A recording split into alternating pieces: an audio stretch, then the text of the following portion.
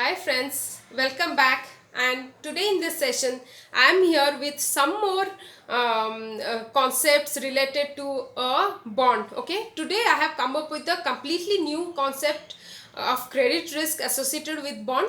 So before proceeding ahead, let's first understand what does the term credit risk means. Okay, in general, not related to a bond. In general, what does a credit risk means? Okay, all of us in our day to day life take some other loan from bank or any other financial institute. Okay, then we become the borrower and the lender becomes the investor or the lender. Okay, so when the borrower defaults in paying the principal or the interest amount to the lender or the investor on time, then the credit risk comes into a picture. Okay, its component are default risk and the loss given default or the loss severity. Okay, default risk is the probability that the borrower will default in paying the principal or interest or both to the investor on the scheduled time. That is the default risk. And the loss severity is the amount the investor will lose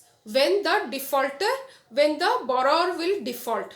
Okay, in repaying the said amount. That is the loss severity, and the expected loss is calculated by multiplying the default risk and the loss severity. Okay, and here also we calculate the recovery rate. Recovery rate is the amount that the investor will recover from the borrower in case when he defaults. That is the recovery rate. Okay, and here we consider the yield spread. That is the difference of the yields of two different bonds. Okay, that is the yield spread. And the spread risk is dependent on two factors. That is the credit migration risk and the market liquidity risk. Credit migration risk is the when the spread increases, that means the credit worthiness of the borrower reduces. Okay, that is when the credit migration risk or the downgrade risk comes into the picture. Okay, and the market liquidity risk is the when the bonds value reduces as compared to the market value, then the market liquidity risk comes. Okay, so these are the two risks arises because of the spread. Okay, spread risk.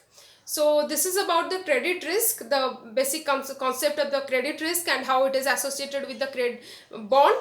So in the next session we will see more about it. Thank you very much.